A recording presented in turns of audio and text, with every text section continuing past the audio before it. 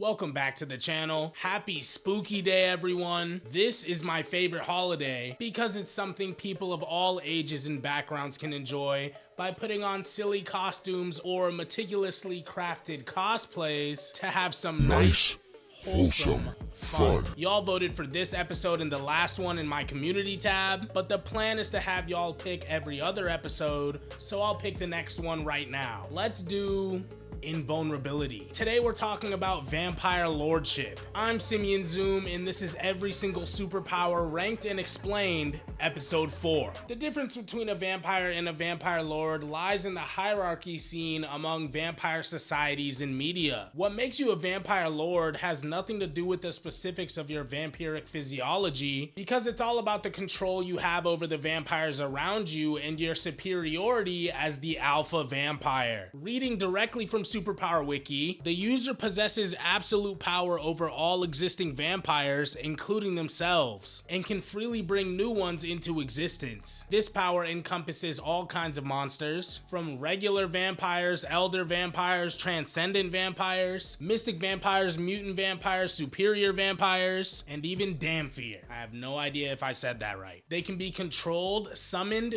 redefined, banished, erased, and recreated at will, with the user's power over them transcending any potential resistance or limitation. Vampire lords themselves, on occasion, can possess a lesser version of this higher power known as vampire manipulation. However, this normally extends to their own bloodlines, whereas this power extends to all vampires even outside of a specific vampire's bloodline, controlling and commanding all vampires. We're gonna go over some different types of vampire physiology later in the video, but first we need to look at the pros and cons of baseline vampire physiology. Once you become a blood-sucking night creature, you gain access to supernatural condition, which means super strength, speed, and durability, blood consumption, blood empowerment, youth inducement through blood empowerment, age empowerment, a regenerative healing factor, enhanced senses, and depending on the writer, you might gain access to psychic abilities, vampire magic, and shapeshifting. Vampire physiology is my favorite ability by far, although it's not the one I would pick for myself. I'd take multiple man's kinetic replication simply because vampire physiology comes with a long and varied list of abilities that pretty much allow you to do whatever you want under the right circumstances, but isn't too overpowered because the list of vampire weaknesses across media is just as long. I googled vampire weaknesses and got 12 million results. And for the purpose of this video, there isn't a singular canon to draw from, especially because these videos are loosely formatted on each ability's corresponding superpower wiki page, and the limitations of vampire physiology are redacted, so I made my own list. The number one vampire weakness is sunlight across the board.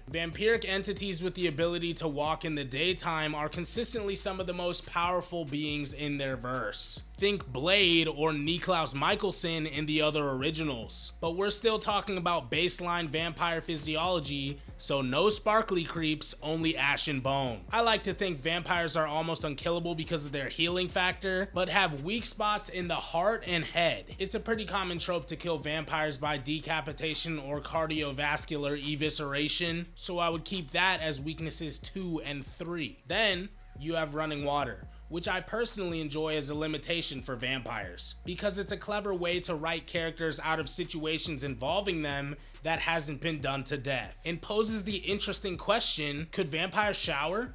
Let me know what y'all think. And just for fun, I'll include a weakness to garlic, but make it non-lethal, like a mild allergy or lactose intolerance. Point being that a vampire lord would theoretically have all the same strengths and weaknesses, but with the ability to manipulate them at will and decide its own power set and physiology through vampire manipulation, as well as that of the vampires around them. If you were one of them, someone with this ability would have godlike power over you. Hence the name Vampire Lord. So, energy vampires. According to Superpower Wiki, the user is an energy vampire, an entity that feeds on the energy of other beings in order to live. They can use these energies to enhance their strength, speed, senses, endurance, agility, and extend their lifespan. Users need to feed constantly, just like regular vampires need to drink blood. Of course, as a vampire, you'd have supernatural longevity as well as the other basic vampire abilities, but you'd also gain access to energy absorption, manipulation, and empowerment. Powers via energy, and all sorts of ergokinetic abilities, which means the ability to use energy to replicate other superpowers, like ergokinetic speed and flight, for instance. And if you ask me, that kinda goes crazy. There are also several types of hybrid vampires, like human vampire hybrids who are created through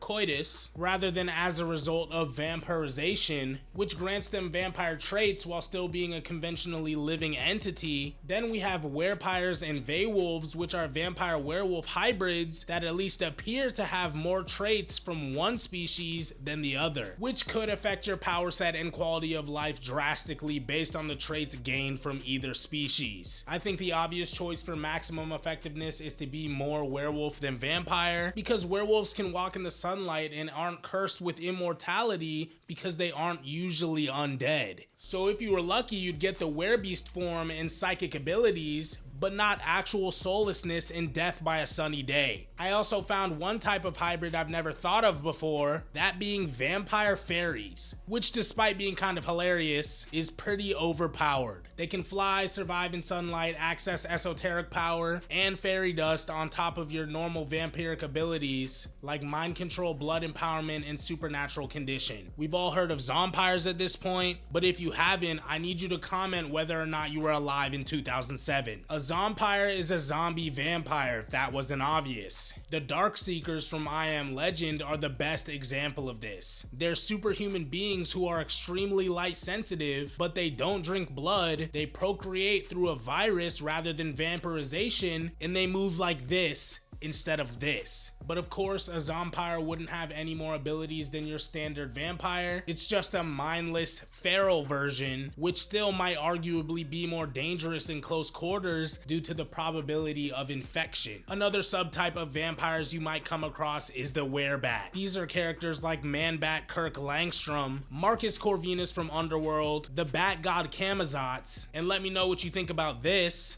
Marceline and Marshall Lee. Do they qualify as werebats even though their bat-like features are the result of shapeshifting, which they use to achieve a variety of appearances? You already know I read every comment on these videos, so let me know. There are also a number of hemophagic monsters like the Chupacabra, Juboko, and Nobusuma, who are a far cry from what most of us think of as vampires, but still feed on human blood. So I thought they were at least worth mentioning. And one subtype I'm sure at least one of you is waiting for: the alpha vampire. Superpower Wiki describes alpha vampire physiology like this: the user either is or can transform into an alpha vampire, the most powerful form of vampire. Unlike lesser vampires, the vampire lord possesses inherent skill in dark magic and may command legions of undead minions or vampires. So it's basically the exact same thing as vampire lordship. They even call the hypothetical alpha vampire a vampire lord in the description. A lot of the abilities listed on their respective wiki pages are different, but vampire lordship also starts by giving you all vampiric abilities. So the alpha vampire archetype is pretty redundant. The last vampire subtype I'm gonna mention is vampiric machines. Just like vampire fairies, for some reason this isn't a concept that's ever occurred to me before. Obviously we've all seen killer robots in different movies like Terminator, Zathura, and 2001: A Space Odyssey. We've seen machines that assimilate their victims in a zombie-like fashion in the Cybermen and the Borg, but a vampiric machine is a special brand of horrifying. Part of the idea of killer machines is the simultaneously highly calculated and brutal way they do what they do. So imagine the way a vampiric machine would go about harvesting blood. Imagine a massive robot covered in syringes, going from house to house, breaking down walls and draining people's insides as if it were cell. Vampiric physiology would grant you orgonite and nanite manipulation manipulation, which I assume would be the way a robotic vampire would infect its victims and create more of itself. And that's pretty busted, simply because there isn't much you can do about nanites, at least in real life, because nanite technology is at least a few decades away at this point, and orgonite technology is basically science fiction. Examples of vampiric machines in media are few and far between, but they do exist, like Shademan from Mega Man 7, Nos 4A2 from the Buzz Lightyear cartoon, Nosferatu, and the various robot enemies of Ultra Kill would all fall under this category. But these are all fairly mundane examples, so I hope one day soon we get some media that fully embraces the horror of this idea. Before we move on to the final section, I have to take a second to thank the sponsor of this video, you guys. Every one of you who views these videos gets me one step closer to my final form. Full-time YouTuber. I'm focused on making each video a little bit better than the last one, and if you're already subscribed, you've probably seen the jump in quality between my first post and this one. Just wait until I can afford a motion graphics editor. These videos are about to go insane. But until then, in order to help me achieve my dreams, consider liking and subscribing. It wouldn't be right if I made a video about vampire lordship without mentioning Dracula. Dracula means devil in the Wallachian language and was used as a derogatory term to describe someone at least seen as unscrupulous. It was a term used to describe Vlad III, the Impaler, who was a large part of the inspiration for Bram Stoker's Dracula in 1897, and the son of the very real Vlad Dracul, which translates to Vlad the Dragon. The concept of Dracula has many versions that have cropped up throughout history, but today we're talking about Luke Evans' Dracula, Bram Stoker Dracula, and Castlevania's Dracula because those are my favorites. Starting with Luke Evans. This version of Dracula appears in the 2014 hit movie Dracula Untold and gets his vampire powers by drinking the blood of an elder vampire he finds in a cave. As a result, he gains the ability to transform into and control a swarm of bats